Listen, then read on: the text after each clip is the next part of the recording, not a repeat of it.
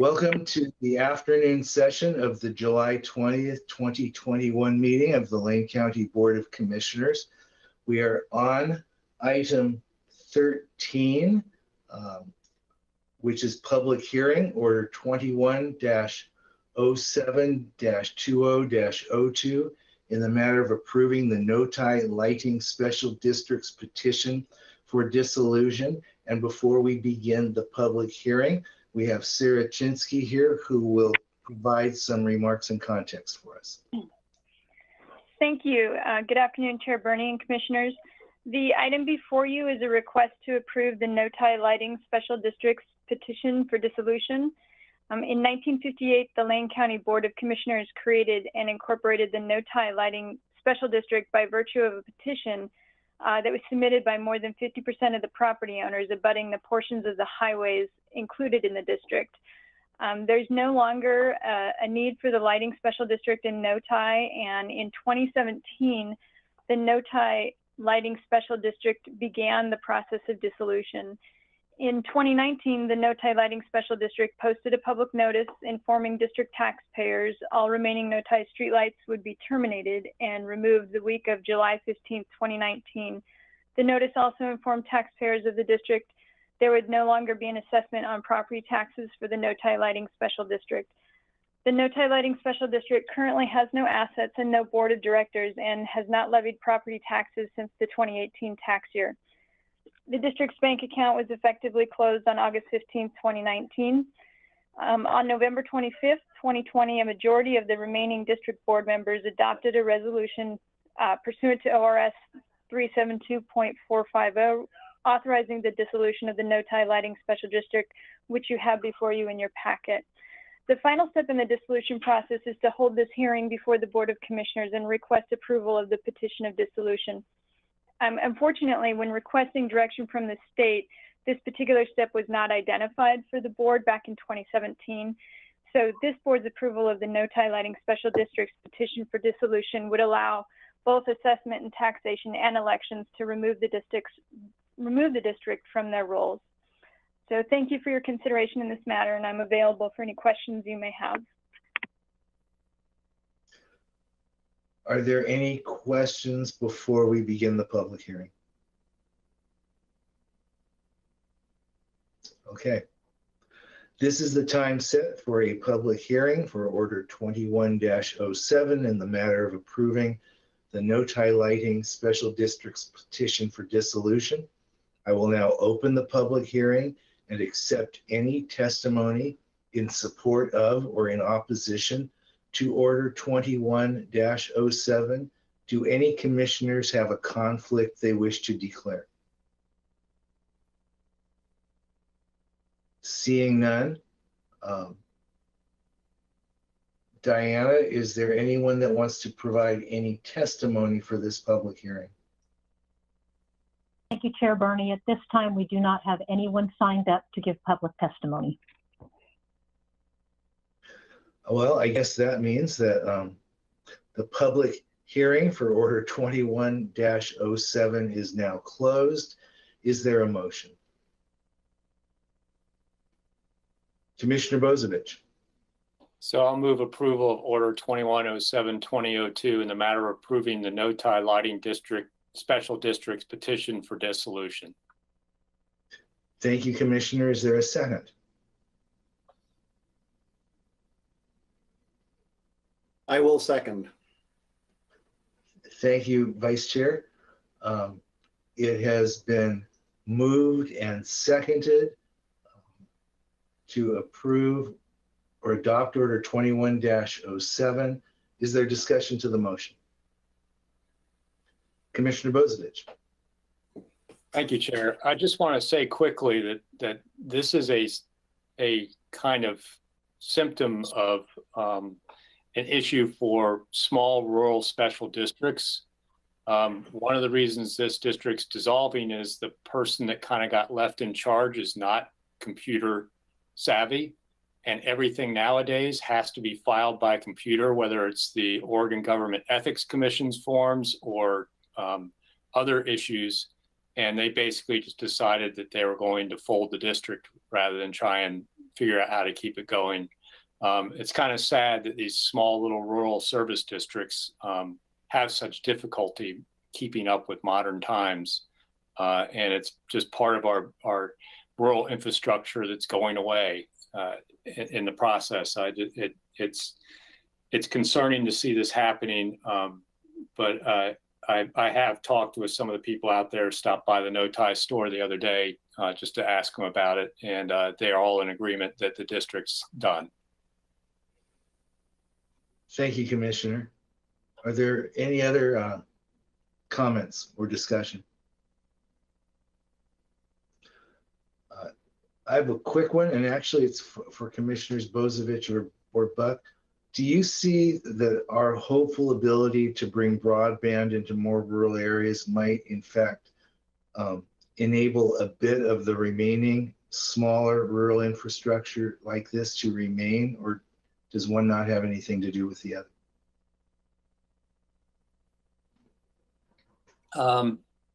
I'll take a stab at that. Okay, and then Commissioner Buck. In this particular instance, it wouldn't have mattered because it was a matter of the population willing to serve on the board aging out and the people being available not being computer literate. So broadband availability wouldn't have mattered in this case. Thank you. Were you going to add to that, Commissioner Butt? I would only add that in order for our rural communities just to continue with the work that needs to be done in the future on infrastructure projects, I can speak more to maybe water and sewer districts. They do need broadband in order to relay proper information. So at the very least, they need to be connected. It's a little bit different than maybe this particular circumstance, but without that connection and without broadband, we will lose services in our rural districts. So it's so important to be able to include that. Then comes along education and literacy in that computer realm. Thank you, and thank you both, commissioners, because I know that I deviated a bit from the motion on the floor. Is there any other discussion to the motion? Seeing none, all those in favor with adopting Order 21-07 in the matter of approving the no-tie lighting special district's petition for dissolution, moved by Commissioner Buck and seconded by Commissioner Farr. Excuse me. Moved by Commissioner Bozovich. Commissioner Farr, I don't know which direction you're pointing my screen. And yeah, anyway, that one. Please signify by saying aye. Aye. Aye. Opposed? And this board accommodated my bungling, and the motion, the order is adopted unanimously 5-0. Thank you very much. Thank you. Thank you. We are now going to item 13B, County Council. Are there any announcements? No general announcements, except for we do have an executive session this afternoon. But I did want to bring back to the board, I believe they are available, is Ryan McBride and Laura Vincent to discuss with you. I updated the board on the receipt of all the independent redistricting applications. There's a few little cleanup things I've got to do. There were some technological issues with some certain things, but those were submitted timely. But the board wanted to have options about blinding or I'm just going to use that term, blinding of the applications. And that's what Mr. McBride and Ms. Vincent are here to discuss with the board, what your options are, because that's the next step in the process. So go ahead, either Ryan or Laura. Sure. So good afternoon, Chair Burning, Commissioners. As Steve mentioned, he just asked if Laura Vincent and I could briefly describe for you our process for redacting candidate information for county positions.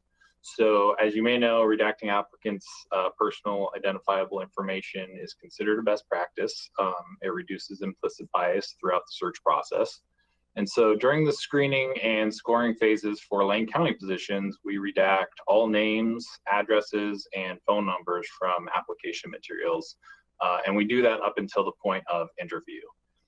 So that includes any information about the candidate themselves, also including their supervisors and any references that they may have listed in their application materials.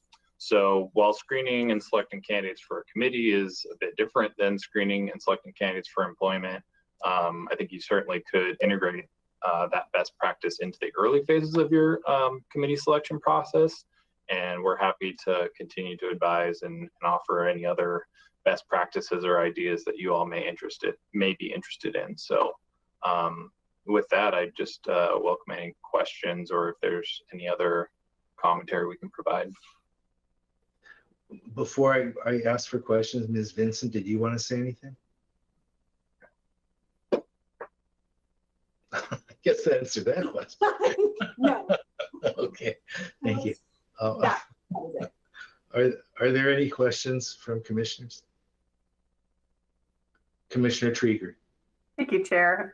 As the commissioner, I think, who recommended that we consider this process, I would be really interested to hear feedback from Ms. Vincent and Mr. McBride. You know, it was, on the one hand, the idea was to create greater arm's length, which was a lot of communication we heard back from constituents about their concerns about the redistricting process this time. It's why we developed an independent commission at all. And so to avoid any undue influence or commissioners sort of appearing to hand select people to kind of be their proxy on a commission. On the other hand, we're really committed to ensuring a diverse representation of our communities. And so I'm just curious if either of you have feedback for us about how this will achieve either or both of those things, or whether those might be in conflict. So, Chair Bernie, thank you for that, Commissioner Trieger. I think one of the things we discussed with Steve Dingle is that understanding, again, you know, it's a little bit different selecting for a committee than just for a job application, but you know, really front loading that the redacting of information does kind of give you an initial look, whether it's this body that's reviewing those applications or others. It really gives you a, you know, as unbiased and as blind of a process as possible. That does not prohibit you from once you've kind of done that initial screening, you've at least provided yourselves with an opportunity to have that unbiased look. And then that doesn't preclude you at all from, you know, later on in the process going back and ensuring that you've got the representation that you want to have. So I think that would certainly you know, lend itself well to this process. Thank you, Commissioner. Any other comments or questions? I think it's amazing how many applications apparently you received the last 2 days. Applications were open, so thank you. Mr. Dingle, any other comments on that announcement or background you want us to have? No, except that I do have some comments, and Commissioner Trieger was correct. It was like a tidal wave building on Wednesday, reaching a crescendo on Friday. So what I would say is that I just need 3 head nods for, and just to refresh your recollection, what would be left based upon the recommendation of Mr. McBride if we were to redact the information as indicated or suggested, you know, the references and whatever. You would have the application on the first page. You'd have how long they've lived in Lane County. On the second page, you would have their answers to the questions.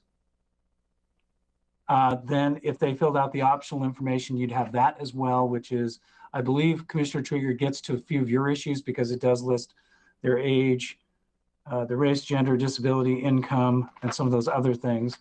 So really the only part that would be missing from this would be, like I said, their name, and obviously based on, I mean, email addresses I read, I think you also want to redact the email address because a lot of people's email address is their name, but that would at least get you started in terms of the selection process. And literally I think the only substantive thing that you would be missing, of course, would be those references, which you'd want to check anyway later if you felt that. So I think that actually I think the suggestion of redacting the names, addresses, phone numbers, email addresses, references, would get you where the board needs to be in terms of that initial screening. Thank you. And Commissioner Farr. Thanks, Chair Bernie. You know, I'm skeptical about the blindness even in that situation, because if any one person was so inclined, they could have codes put into the answers or whatever it may be, so that any one of us could actually know exactly who the person, and then claim that we did it through a blind process. So blindness is really relative. So I don't. I'm not hung on it, although every single person that I talked to who I asked if they were interested in filling out an application, I told them it was a blind process, and that commissioners would be selecting from a pool of applicants from their district whose names they did not know. And Chair Bernie, Commissioner Farr makes a good point. I'm just quickly, again, I'm just looking at the first 5 or 6. It is possible that when you look at the way that the applicant answered a question, I suppose it is possible that there may be enough information in there, but I think it would be very difficult to go through and screen out like that they were a whatever board member from 1993 to 1997 or something. Kind of would cut the meaning of it. Thank you. I know Commissioner Trieger wants to speak, but before that, if you don't mind, Commissioner, does anyone else want to address a question or a comment on this topic before we have a second? Commissioner Buck. I'll just add that I'm supportive of the recommendation. If we redact more, then we don't really have anything to go off of in order to figure out who we should or should not put on the committee. So I'm happy to go with the recommendation and to move forward that way. Thank you, Commissioner. Commissioner Trieger, please go ahead. Thank you, Chair. I appreciate Commissioner Farr's concern, and I agree. It doesn't even have to necessarily be coded. Just in the course of somebody narratively answering questions about why they're interested could reveal something about who they are. And for those of us who've been in the community a long time, we often recognize people from their profile without their name. I still think it's really important. It's an important commitment that we make our best faith effort to listen to constituents who have concerns about ensuring that this process has integrity. And I think it's a good step toward that. Is it perfect? No. Is anything? No. So I feel good about us making our best efforts to demonstrate that. Thank you. Yes, Commissioner Farr. I'll go along with what everyone says. The way I have throughout this entire process, I'm fine with that. But I think that people should be quite aware that really we're just calling this a blind process, but in fact it's not. And if we pretend it is, we can go ahead and pretend it is. But really, it's difficult to determine how these applications have come in, how the responses have been written, and quite frankly, anybody who could challenge it said, no, that's not blind. You knew exactly who you chose. But once again, I'm fine with the process the way it's being described and the best faith effort to keep it blind. I just worried that people say, well, that's just a bit of a farce, isn't it?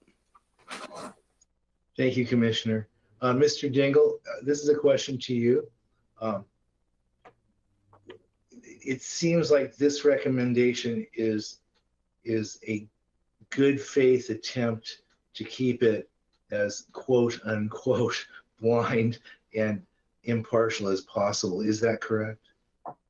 Chair Bernie, I think that is correct. There is that balance between you redact so much, and as Commissioner Buck mentioned, you redact so much information, essentially it becomes meaningless. Right. So I think this strikes a fair balance. The other thing the board does need to do today is to indicate what the next step is in your process. Obviously, someone, not me, because I don't know how to do it, someone will redact all of these applications, and then you'll have to decide what you want the next step to be in terms of sent to you, whatever. So that's probably, we want to keep this process moving, and I'd hate to wait for another board meeting to take the next step after this. Commissioner Buck. Thank you. I have a different question. So I'm hoping this is the appropriate time since we are talking about this particular subject. Specifically, once we get through this particular decision today, what is the timeline for review, choices, and then the timeline for those 5 people to go through and choose the remaining applicants? We're getting close on time. Right. Chair Bernie, Commissioner Buck, that's up to the board. I don't think it's going to take very long to redact this. So it's whatever the board did. And again, you'll recall when I was talking about this, I hope that the administrator is putting together a support committee for this, because again, remember, we wanted to try and get have the committee constituted, do their bylaws and send them to you for approval, set up those training sessions that have been offered by the Census Bureau, and have everybody and get the software selected so that everything is ready to go when we get the information from the U.S. Census Bureau, which I believe was at the end of September, first part of October. And I know that the other thing I was going to suggest was that when the committee gets together, that they select those dates and set them aside in October and November for the meetings, so that everyone knows when they're going to be there and when they have to do it. So, Mr. Dingle, it sounds to me, correct me if I'm wrong, there's 2 topics here. One is, what is our next step right now, so you don't need to wait for a board meeting? And the other is, and I would encourage you to provide this to us, but a step-by-step time frame for each critical item that needs to occur, who is responsible, and when that will be done by, so that we, in fact, we engineer this backwards so that we know by the date we need to have recommendations from this body, we receive them. Is that correct? One is a right now, you're looking for guidance from us, and one is the guidance from us needs to come from a recommendation from you that provides us that information. I think I hear, first of all, I think it looks like there's consensus and certainly at least 3 head nods on the suggested method of redacting that was suggested by Mr. McBride. Allow me to interrupt. Are there 3 head nods for that? Okay. Yeah, it looks like we have 3 head nods for that. Yeah, Then the second thing would be the next step. How does the board? I think I laid out a timeline earlier in the year. Certainly, I don't want. I know Ryan or Laura. Can you give? There's roughly 50 applications. How long do you think it would take to redact out the information that's been discussed here today? I will defer to Laura on that one, because she's usually the one that's doing that. I think if we tag team it, I mean, I feel like we could get it done within a day or 2. It doesn't take very long. Like a couple of hours. Okay. Well, if that's the case, it would depend on what the board wants to do next. Do you want the board? I kind of had a feeling that the board wanted to individually look at all of the applications. So what we could do is, once it's redacted, we could scan and send that into a single PDF that gets sent to all 5 of the commissioners, so that you could begin your review. I was going to ask for if it's how they felt, but I see a couple of hands up. So first, Commissioner Buck. Thank you. Question on that. So we each get to pick from the applicants that are from our district. We choose one. So what I was going to suggest was that once you were able to redact it, our individual applications and choices come to the commissioners so we can review and pick, and perhaps in the next subsequent board meeting or 2, we come back to be able to make our choices. We need a deadline, clearly, to ensure that we make our choices timely and you can move on. Yes. With the particular next steps. Thank you, Commissioner. Agreed. Commissioner Bozovich, did you have your hand up? Yeah, I was basically to say the same thing. I'm not interested in seeing applicants from the entire county. I just want to see the ones from my district blind so I can make my choice as quickly as possible so that I'm ready to move on with the rest of the process. Yes, Commissioner Tree. Thank you. And quick point of clarification / confirmation, the first 5 will select the next 10 and the 3 alternates also using redacted applications, correct? Chair Bernie, Commissioner Tree, that was my understanding. Great, thank you. Mr. Dingle, I saw enough heads shake to tell you that is the board's understanding. And with that understanding, I also agree with Commissioners Buck and Bozovich in terms of us not seeing the entire group, but seeing those that pertain to the districts that will be making a choice from. And then updating the time frame you've already developed to accommodate where we are now would be great.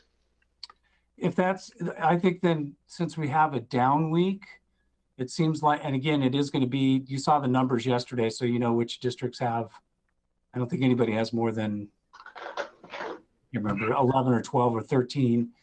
And sorry about that. So it seems like if we get those to you by the end of this week or this weekend, you should be able, would making your decisions by the August 3rd meeting seem plausible and doable? I'm seeing everyone nod. Is that correct? Right. Well, that's what we'll do is we'll do our level best. I will say this, that one of the, just as a point of clarification, some of the folks have had difficulty, like I said, with fillable. You can see that they had a problem, like half of it's filled out and half of it isn't. Some of the statements of economic interest have not been, I'm unable to open. I'm gonna have to talk to TS. There's some sort of technical thing. So I'm gonna try and I will get you everything that I can get you. And then as the other ones trickle in, I'll send those to you as I get that information and I get the help from TS I need to open those. Yes, Greg, please. Chair Bernie, Commissioners, just very quickly, this is the point where we really do start giving Steve Dingle a full team to work with. There will be individuals from elections as well as somebody from CAO. Judy Williams has agreed to take this on. We'll get the tech support. So I think from this point on, you're going to see interdisciplinary team aiding this effort. So we'll not be alone, Steve, in terms of tech services or any other portion of this. Thank you. Thank you very much. Are there any other questions for Mr. Dingle on this? Mr. Dingle, are there any questions for or point? No. I think I have what I need, Chair. No, thank you so much. This is critically important. We've been kind of trying to deal with this when we were going to get our census numbers in, so I'm delighted we can move forward, and this does seem like as fair a process as possible. Okay. I'm going to make one other point. It's so hard for me to see commissioners or Mr. Dingle in this last instance wave to try and get the light to come back on, especially after this is what you're looking at is 1970s lighting retrofit technology at work. Mm-hmm. And where you have a 3-second delay between even waving your hands and the light coming on. And as someone that used to retrofit, who's got me retrofit buildings where sensors knew where people literally were, and the lights anticipated that, it's almost painful to watch this occur. I'm sorry. Thank you, Mr. Dingle. Are there any other announcements from you, sir? Chair Bernie, there are not. Okay, thank you very much. We are now on item 14, Public Works, 14A work session, a report back evaluating other uses for asset management. And we have Mr. Hurley here to provide a report and guide the discussion. Hey, Dan, good to see you again. You too. Great. Thank you, Chair Bernie. Good afternoon, Commissioners. So I'm here to give an update on our big asset management project at Public Works. This is a project we're very excited about. We've been working on it for more than 2 years. And to get back to the board with a report back that was requested a couple years ago by Commissioner Sorensen to talk about other potential uses for asset management. So I'm joined here today by Michael Laborde. He's been our project manager from Technology Services throughout the implementation of this. And so I wanted to give you just a quick overview of what asset management is. So asset management is a software application that can integrate lots of different sets of data from different sources so that you can have a comprehensive view of your assets. And so this is primarily for our transportation assets, but it could be applied to various other assets across the county. And this came out of a performance audit when we had our auditor back in 2017. An audit was done on our road maintenance system. We knew that we weren't able to invest at the rate we needed to into our assets to maintain them throughout their life cycle. We had cut our bridge maintenance crew in half, and we were really struggling to make sure that we were making the most out of our resources to make them last as long as we can with our assets. So asset management is a best management practice that's emerged as sort of the state of the industry. So the American Public Works Association has pushed asset management, and we're getting on board with it, and we're pretty excited about it. Previously, we had a bunch of custom-made legacy systems for tracking these various assets. And when I talk about assets, you know, it's all of our transportation assets, but primarily our 1,400 miles of roads, our 420 plus bridges, but then all our stormwater assets, signs, culverts, and Michael will get into that a little bit more. The project has taken us quite a bit longer than we originally anticipated with all these older systems trying to get those to work and together comprehensively and working with our vendor. But it will allow us to make smarter decisions about where we do our investments and to look at the full life cycle of an asset and to know when we should make an investment, such as a surface treatment on a road, to make it last as long as we can. And so that will allow us to do scenario planning. For example, if we received another Secure Rural Schools payment, we could say, okay, this money should be applied to these different priorities so that we get the biggest bang for our buck.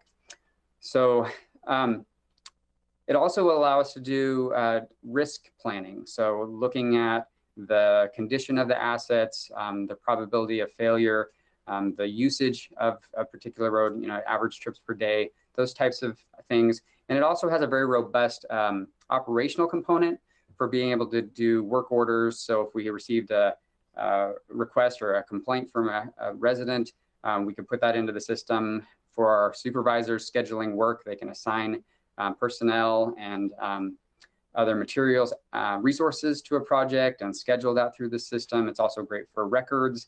We can upload different documents to have everything in one place, so you can click into an asset and see all the records that are associated with it. So that's kind of a quick overview. We can dive into the detail, but that might be already too much of what you're interested in. But Michael's going to give you a quick rundown of where we're at in the project and then take you for a little test drive so you can see the interface so that our employees will be working with. It's very graphical and has all sorts of GWIS features in it. And Michael, if you want to take it from here and take us through your slides and a test drive. Okay, thank you very much. I'm very excited to be a part of this project. It's already made a huge difference for us. Let's see here if I can try to, there, you guys see my slide now?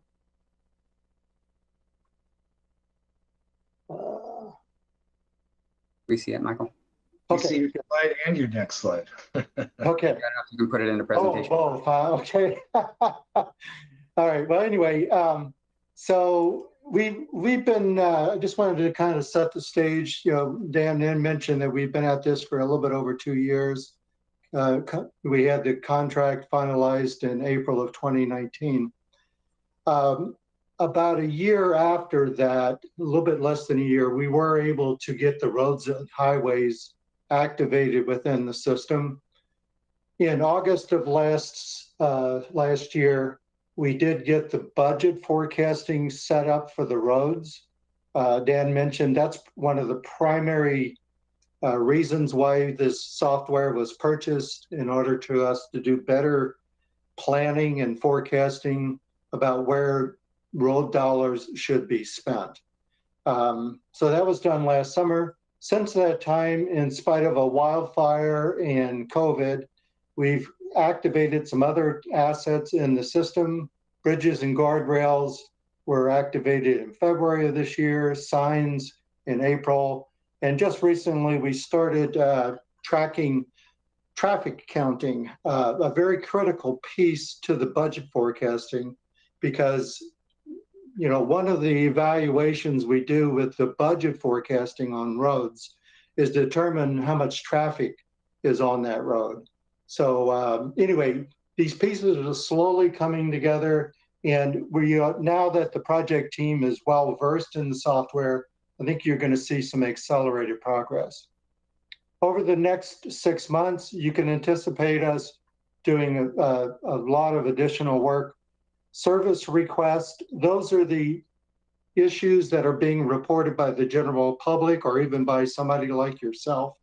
It helps track in the system when the issue was first reported. Those issues can become work orders. And then I'll show you in a second on how the managers over at Public Works are using the system to track the actual work against these assets. Another thing we'll be doing is activating the striping on the roads, pavement markings, all the stencils. A big one for us too would be the stormwater cleanout program. That's an annual program where they go out and clean all of the catch basins and dry wells. So we'll be able to track that as well. Culvert inspections will be tracked. And then there's in the fall, we're expecting a large data download for all the stormwater assets in the Santa Clara area. There's an independent consultant company that's making an inventory of that right now. And so we'll be incorporating that into our package as well for asset management.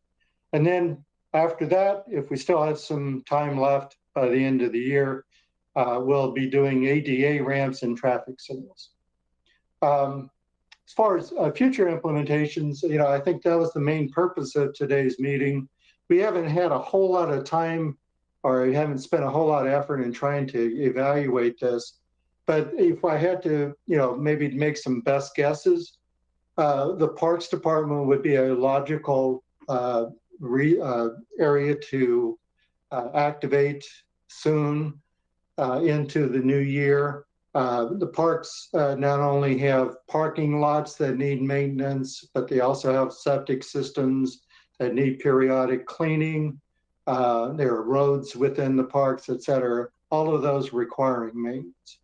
Another big group of assets would be all of the buildings that the county owns and all of the HVAC systems that are within those buildings and the elevators that require regular maintenance. Again, those can become part of budget forecasting as well, although there's probably not as high of a ticket item as roads would be. So that's the reason why we went with roads first. And then going beyond Public Works, we could look at, some technology services, assets, those including the servers and the routers and all of the things that make up the network. We could be looking with, medical equipment at our, excuse me here. Let me back up.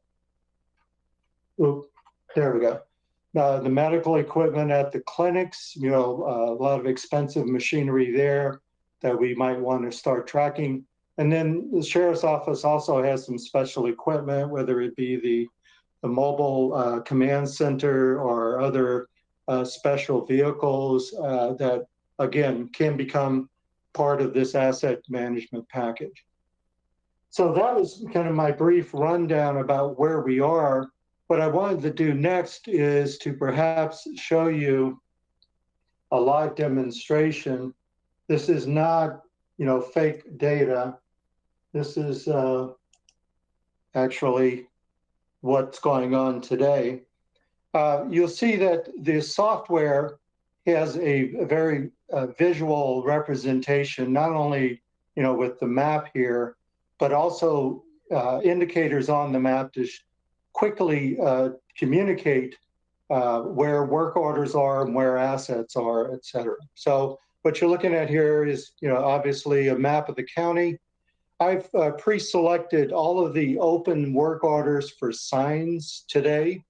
and you notice the green circles with a number, that represents the number of work orders for the sign shop that are presently open at that particular location. And if I'm the manager of the sign shop and wanted to kind of zoom in on, let's see, I lost it. There it is.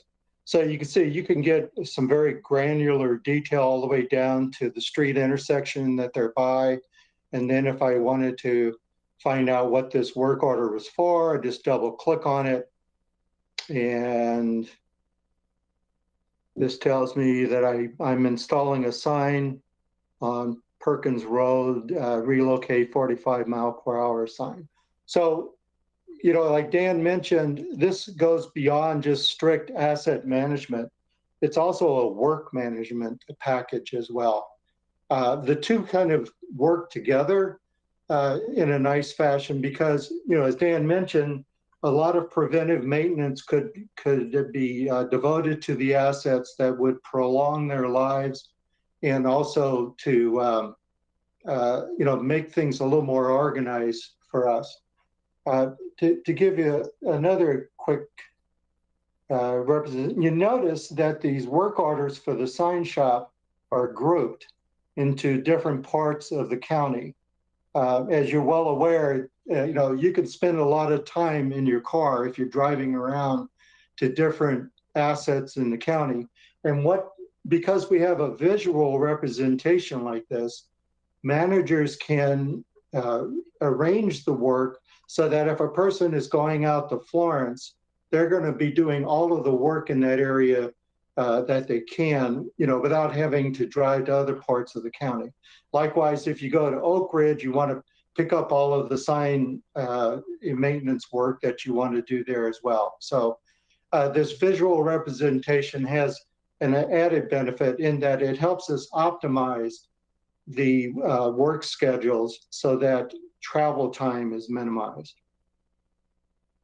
That's kind of what I wanted to show you. I could go in a lot more detail, but I think I'll just kind of open it up for questions or comments.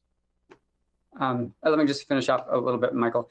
So thank you for that, Michael. And Michael's done a fantastic job managing this project all the way through. There's been a lot of obstacles to clear getting to this point. As you can see, it's, you know, a great system. It'll help us be a lot more efficient and organize our work better. And we're just getting off the ground and really just scratching the surface with what this can do.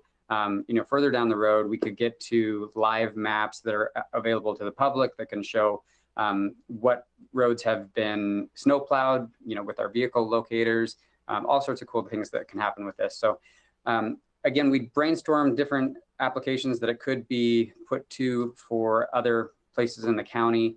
And we'll need to investigate those and meet with the division managers and directors to see if this is something they want to explore. But we've purchased the system. Road maintenance will be paying for the annual licensing on it.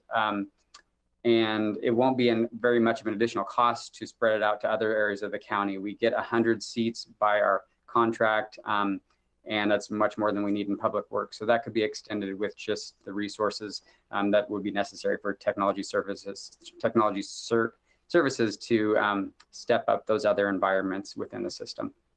So I'll open it to your questions from here. Thanks. Thank you very much, Mr. Hurley. Commissioners, questions, comments? Yes, Commissioner Buck. Thank you, Chair.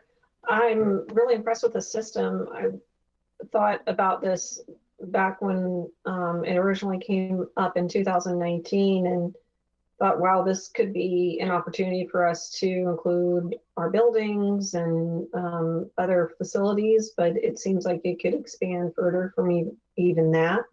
It just will depend on what we need and how much time we can dedicate to it and how useful it is for other departments to be able to use. But I'm really glad to see how it operates now. Thank you for putting this together. Thank you, Commissioner. Thank you, Commissioner. Commissioner Bozovich. Thank you. And this is a subject near and dear to my heart as I was trying to help implement some asset management programs at eWeb when I was still an engineer. Of course, that was 10 years ago, which is an eternity IT time. And one of the things I found when we were trying to make different programs work was some were really good at fixed assets and buildings, and some were sort of good at linear assets, but you couldn't get one program to do both. And roads are linear assets. So when you start talking about using this program for some of the fixed internal assets in a building, hopefully they've gotten past that in 10 years. Because the geographic interface to tie the maintenance, the asset management to the assets didn't work well between the two different types of assets. But my question is this: how is this a progression from AOC and OASIS IRIS management system for roads? Because there's a system available to us at a relatively cheap rate. And we're spending a significant amount of money on this system. And I know IRIS isn't a true asset management program, but can you kind of just talk about that a little bit? Because we were using IRIS.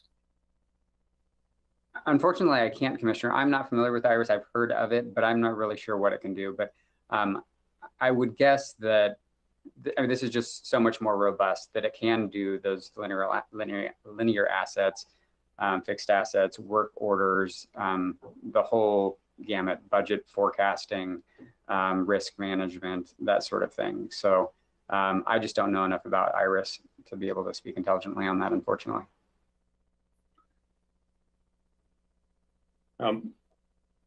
Maybe get a chance, maybe Orrin or somebody can address that in the future. If they just want to send me a quick note on the side. Sure. I can follow up with you on that. Because IRIS does include work requests and quite a bit of tracking pavement conditions and all that. I'm not so sure it's as good with bridge condition tracking, and I'm not so sure it's a full asset management program. There's difference between maintenance management systems, work order management systems, asset management systems. Asset management's kind of like the top of the hierarchy. It includes all those things usually, because it's also tracking the value of the asset, the decline in the value of the asset over time, and trying to do predictive when you want to do maintenance to maintain the value of that asset. It is really important, which, kind of surprised we didn't see the standard asset value over time curve that shows the downturn, when you can do maintenance and all that stuff as part of this presentation. So folks easily understand what we're trying to get at here, which is we really want to fix it before it fails, but also fix it before it loses value and the fix gets extremely costly. That's all the things you're trying to predict with these systems. And that's where it predicts and develops budgets for us. So this is a great thing we're doing. I was just hoping to try and show people, because the question might be is why aren't we continuing to use the system available through the Association of Oregon Counties? I'm not aware that we were ever using it, Commissioner, but I'll check into that and get you a report back. And thank you for the additional explanation, spot on, of why we're using this and what it does. Yeah. So it's an important step, and I think it's really important to spread it to the rest of our assets throughout the county, from parks to the event center, and then reaching into some of our other large assets.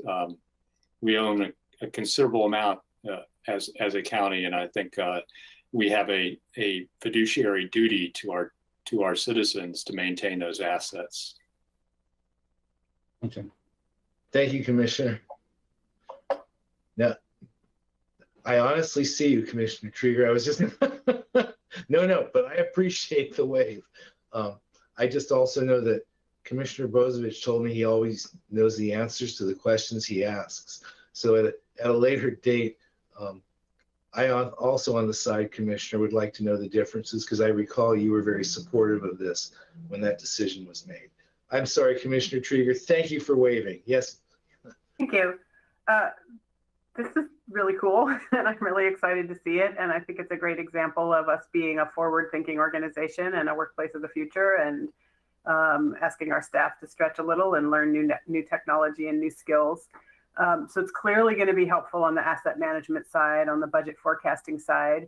One little, almost an aside that got thrown in there by Mr. Laborde at the end was that constituents, that folks in the county might eventually be able to interact with it and see ahead of time if a road has been plowed, is the example you gave. I'm wondering if it also has modules or capacity for community members to report incidents and issues, because I could see this as being a really great way to increase our capacity to track conditions, and also a great time saver and efficiency, and help with prioritizing work based on what folks in the community need. Thank you. Yeah, I can speak to that, Dan, if you want me to. There is a citizens portal that is not active yet, but we'll put that on the radar for sure. What we have already, though, with the service request, we still need to take the phone call at the front desk. But once that phone call is received, there's documentation that's made within this system, and it flows all the way through. So your front desk people are going to know right away whether the issue's already been reported.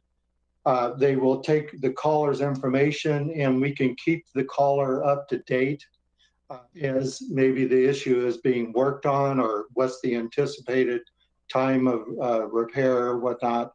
So yeah, even within this basic implementation, there are some advantages that we already are accruing to handle the citizen issue request or reports, and we're going to get it better.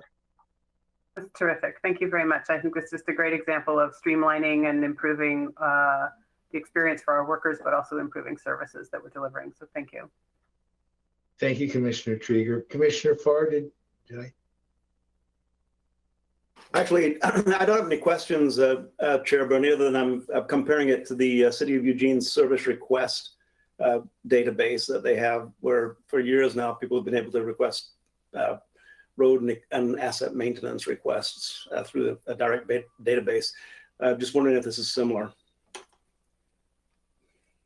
I'm actually not wondering that, Chair Bernie. I'm assuming it is. So. Yeah, it's very similar. Yeah. In fact, we're working with both Springfield and Eugene right now to standardize what they call the schema within the database of the asset structure. So, so that, we can interchange information relatively easily, if need be. Excellent. That you would find that to be a tremendous benefit to the people who need service in the future. So thanks for that point. Thank you very much, Commissioner. Thank you both very much. I think that Commissioner Trieger's point is really, it intrigues me, right?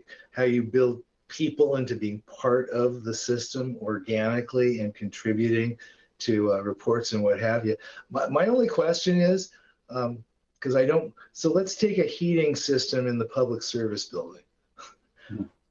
Is this actually monitoring the efficiency of that heating system, or is this simply reporting when service is needed and keeping track of age of system and predicted service intervals? Which is it?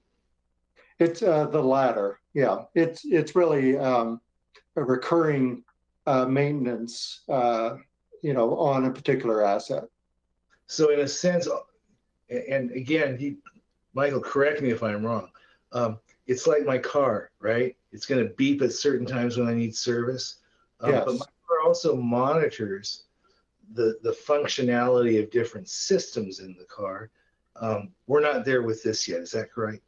No. We'll be limited to just simply getting a scheduled work order created automatically and leave it as that. We really don't have any tie-in to the system itself to tell how it's all working at this time, at least. To your knowledge, last question, forgive me, but now that we get into it, to your knowledge, are the developers of this software, because I would guess the answer is yes, anticipating patching in system monitoring software so that in the future. It's just a matter of adding capacity as opposed to adding skeletal infrastructure? I haven't had any recent discussions with the vendor about that, but I can follow up on that. I do know, like, say, for instance, with roads in particular, which is by far and away our most valuable asset group. Every year we go out and do inspections on the roads, and that is what is a key factor in our budget forecasting. So in some ways, we already have, real-time information about the road asset that will help us plan where our dollars should be spent for the following year. No, understood. Thank you very much. This is a great report. Any other questions or comments on this item? Mr. Laborde, Mr. Hurley, anything else for us on this item? No, we'll plan to come back with you at some point with an update as we get further along with the implementation and what we've done with exploring other applications for it. So we'll plan to come back to you at some point. Thank you for your time today. Thank you both so much. Thank you. Thank you. Commissioners, we are on item 15, commissioner business. Do any commissioners have any announcements?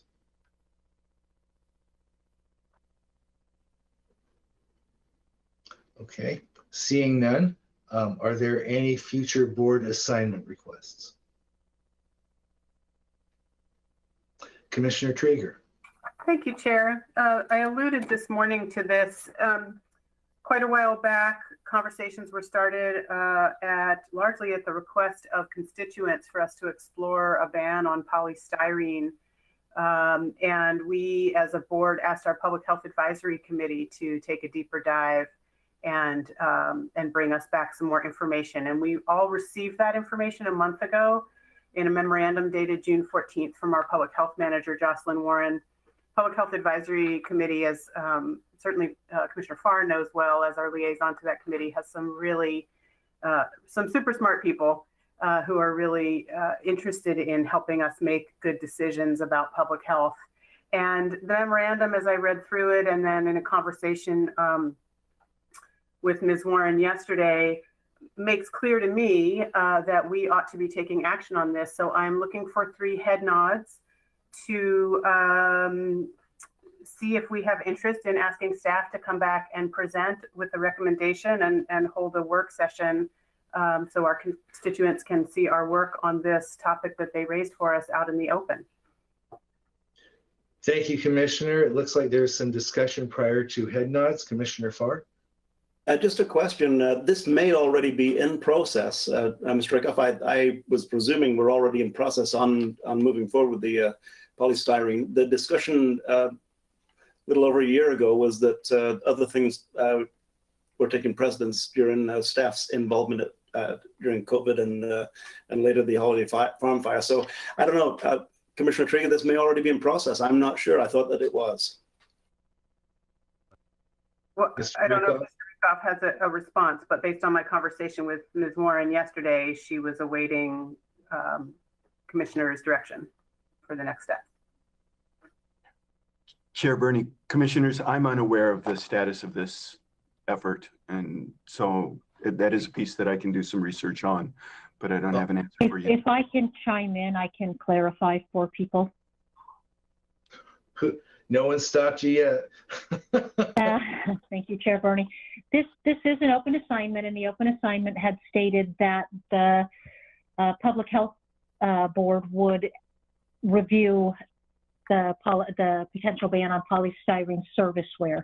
They did that and sent the board the report back. The board at the Public Health Advisory Committee did this. The thing that's pending, and it is still on the open assignments, is what the board would like to now do with that report. So Commissioner Trieger is correct in saying we need direction from the board to bring it back and get recommendations. The only assignment was to have the advisory committee look at the ban. Thank you for that clarification. Commissioner Farr. Thank you for casting a light on the distant shadows of my memory. But the ball is yours, Commissioner Trieger. So then I'm asking for 3 head nods, and just for folks' reminder and reference, Jocelyn Warren sent the memorandum to us. It's dated June 14th of this year with the summary background and information that the Public Health Advisory Committee researched on our behalf and at our request. So I'm asking for those head nods. I see a hand, but that's the request, is head nods to get this on an agenda. Oh, I'm sorry. Yeah. Commissioner Trieger, I will ask that as soon as all commissioners have spoken. And Commissioner Bozovich does have his hand up. So my question is did House Bill, was it 2065? I'm trying to remember which one was the bill that passed the legislature that is revamping the recycling system. And yes, the product stewardship bill, Yeah. that did pass. Was it 582, maybe something like that? But that was the product stewardship bill did pass. Yes. Yeah, does that change our need to take local action? Is that not covered under the product stewardship bill? That the manufacturers of those products will have to deal with either recycling or limitation on use of those products? Yeah, I guess that's a question I would have is, if this comes back, I want to know how that new law is interacting with any need for local ordinance. So that might be a question for Mr. Kyler to participate in that work session to help us understand the interplay between what we're considering and the impact of that bill. So Commissioner, now that all commissioners have spoken, my sense, I'm asking you, Commissioner Trieger, my sense is that Commissioner Bozovich's point doesn't interrupt voting on, the head nods. It really talks about the kind of information we'll need for the work session where we will contemplate a decision. Is that correct? Okay. Well, I think we've all spoken then. You can head nod or you could raise hands, but all Commissioner Trieger, would you please restate the request and then we'll call for them. My request is to have a presentation and on the report from the Public Health Advisory. And I don't know, I mean, folks who've been here a little longer help me. Perhaps it's that we have a draft ordinance. I guess it's that we have a draft ordinance to discuss based on the report from the Public Health Advisory in order to create that conversation. And then at that point, we would decide whether to move it forward to a public hearing. Does that sound like the right request? Commissioner Farr, who's been here longer than I, has 2 thumbs up. So that is the right request. All those in favor, raise your hand or nod your heads. I think you're good to go. Nod my hands. Thank you. I knew if I provided 2 options, Commissioner Trieger, you would think of a third. Okay, are there any other future board assignment requests at this time?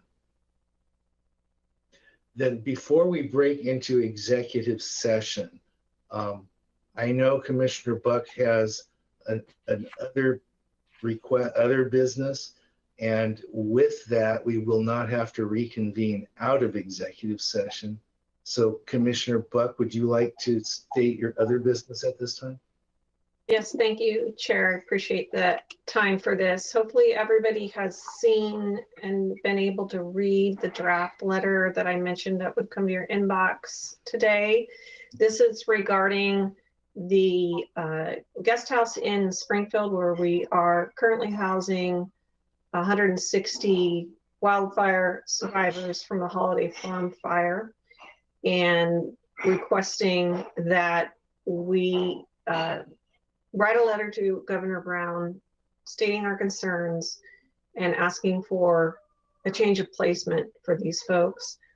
If you don't mind, I'll read the letter for the public so that they know exactly what we're talking about here. The letter says, "Dear Governor Brown, we write you today on behalf of dozens of Lane County residents who survived the Holiday Farm fire in September 2020 and find themselves some 10 months later still sheltering in hotels. As you likely know, the 160 plus survivors who found themselves in state-funded emergency shelter in May 2021 were moved into one hotel, the Guest House Inn in Springfield. These are the survivors who have exceedingly few options. Unfortunately, the Guest House Inn has proven to be both unsafe and unsanitary. Commissioner Heather Buck toured the location July 7th and found the conditions to be extremely problematic. The hotel has no controlled access, so anyone can walk in off the street and wander the halls of this hotel, creating security concerns for residents. Garbage service is inadequate or non-existent, meaning trash bags piled up in the hallways, creating unsanitary or non-existent, meaning unsanitary and unsafe conditions. Extension cords were strung from stairwells out into the parking lot, creating unsafe conditions. Further, a story is now being confirmed by Oregon DHS that a Lane County wildfire survivor came back to his hotel room after a few days, finding a hotel employee and the employee's dog staying in his room with permission from the guest house inn manager. Together, these stories illustrate for us a clear need to move these wildfire survivors out of this facility as fast as possible before Holiday Farm Fire survivors are injured, victimized, or further traumatized. We understand Oregon DHS staff who are tasked with sheltering fire survivors are not only responsible for securing alternatives for Holiday Farm Fire survivors, they are now being called to find shelter for the fires now burning across our state. In short, they're stretched thin. We respectfully request that you allocate staff resources to secure alternatives for those survivors who find themselves sheltered at the Guest House Inn in Springfield. Respectfully, all of our signatures. And I'm hoping this would be a letter that our chair can sign on behalf of our entire board if everybody agrees. Does anyone have any concerns about that letter? I hope you all read it over the lunch break. Any concerns? I don't see. Oh, Commissioner Farr. Thanks, Chair. Now, the Guest House Inn is not just a single operation. This is part of a national chain, I believe. Is that correct? That I don't know the answer to. I just know that the people that are living there are in dire circumstances and deserve better from our state and from us as advocates. Okay. Does that suffice, Commissioner Farr? Yeah, that's fine. I believe it is part of a national chain, and I guess I'm curious how, this completely aside, how does a national chain allow a local franchise or whatever it may be to fall into such horrible condition? That's a not a rhetorical question. That's just a question to the air. Nobody probably has an answer to that one. If I may, yes, I agree. It doesn't pertain to this particular letter.